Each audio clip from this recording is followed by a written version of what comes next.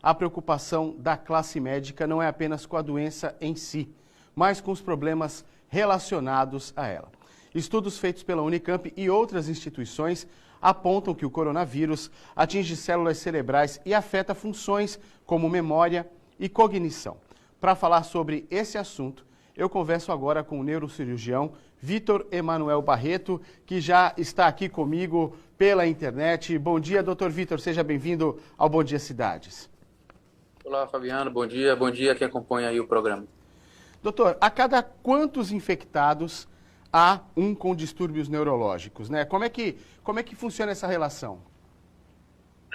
Bom, Fabiano, a relação é de aproximadamente 30%, ou seja, a cada 3 pessoas infectadas com coronavírus, uma pode manifestar algum distúrbio neuropsiquiátrico, e aí tem uma infinidade de manifestações, que passa desde ansiedade, fadiga, dor de cabeça, depressão, perda do paladar, até manifestações mais graves, como AVC, que a taxa é um pouco menor, em torno de 6%, dependendo do estudo, e um prejuízo grave na consciência que pode chegar até em torno de 15%.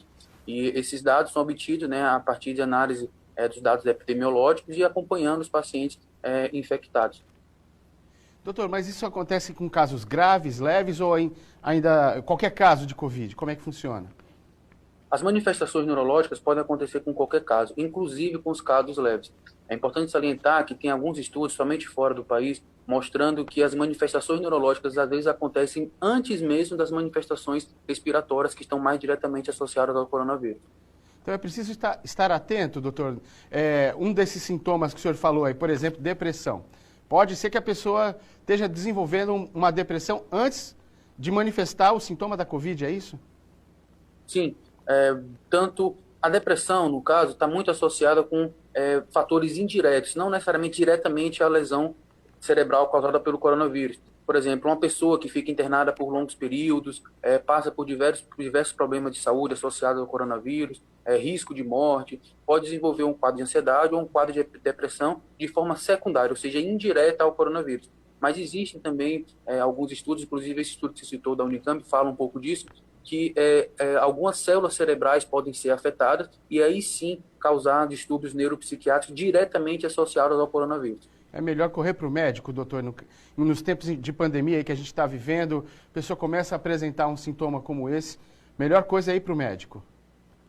Sim, principalmente para o paciente ter a primeira orientação, identificar o que a gente chama de sinais de alerta. Muitas vezes as manifestações elas não se iniciam já com quadro bastante florido, que a gente chama, ou seja, com todas as manifestações esperadas. Mas existem os red flags, que são sinais de alerta, que a gente pode identificar algum paciente que está tendendo a desenvolver um quadro um pouco mais grave. Se esse diagnóstico for mais precoce, a intervenção também vai ser mais precoce e a chance de melhora é melhor.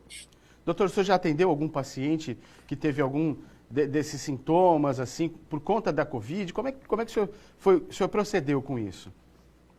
Sim, a gente trabalha com neurocirurgia e uma gama de pacientes tem procurado a gente, tanto por lesões direto ao coronavírus, eu já peguei alguns casos, especialmente bem compatível com a literatura, especialmente numa área do cérebro chamada área temporal, que está associada aí com distúrbios da cognição, de memória, de localização, e a gente já identificou isso, até lesões indiretas também, como, por exemplo, lesões de nervo periférico. A gente sabe que uma das posições que tem melhorado aí a resposta pulmonar nos pacientes que têm déficit respiratório ao coronavírus é a posição em prona, que o paciente fica deitado com o peito para frente. Isso acaba machucando uma região que chama de plexo nervoso, por onde passam os nervos aqui. Então, essas lesões de nervo são bastante comuns nesse paciente. Eu já peguei alguns casos, e alguns casos a gente precisou ter uma abordagem cirúrgica para descomprimir esse nervo, mas a maioria a gente consegue tratar clinicamente.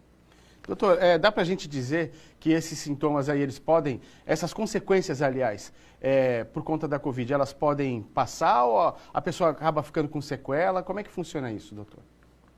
Pô, Fabiano, a gente não tem ainda a resposta exata disso, principalmente porque é uma grande quantidade de manifestações e todos os estudos apontam que a gente precisa de um tempo maior de acompanhamento dos pacientes para a gente poder ter uma certeza maior quanto à reversibilidade do caso ou não. Mas o que a gente pode afirmar com certeza é que quanto mais graves as manifestações e quanto menor o início do tratamento, maior a chance de sequelas, ou seja, os danos irreversíveis. Doutor, a gente já está indo para o final da entrevista e eu não posso terminar sem perguntar para o senhor. A melhor forma de prevenção mesmo é usar máscara, higienizar as mãos sempre que possível e manter distanciamento social? Bom, Fabiano, existe, à luz do que a gente tem, das informações que a gente tem hoje, o uso da máscara, sem dúvida, é um fator protetor e deve ser valorizado. Assim, com medidas de aglomeração, de distanciamento social, tem que ser seguidas, que é a informação que a gente tem hoje. A gente precisa falar que a ciência ela não é tão exata, existe chance de precisar mudar. A gente viu durante toda essa pandemia essa questão de mudança de postura, inclusive de órgãos oficiais, mas a gente tem que entender que está todo mundo tentando acertar e essa informação que a gente tem da máscara, o que a gente tem hoje, é sim um fator protetor e deve ser valorizado. Perfeitamente, doutor. Muito obrigado pelas suas informações, pela sua participação aqui no Bom Dia Cidades. Tenha uma excelente quinta-feira. Obrigado, você, Fabiano. Um abraço. Abraço, até logo. É isso aí.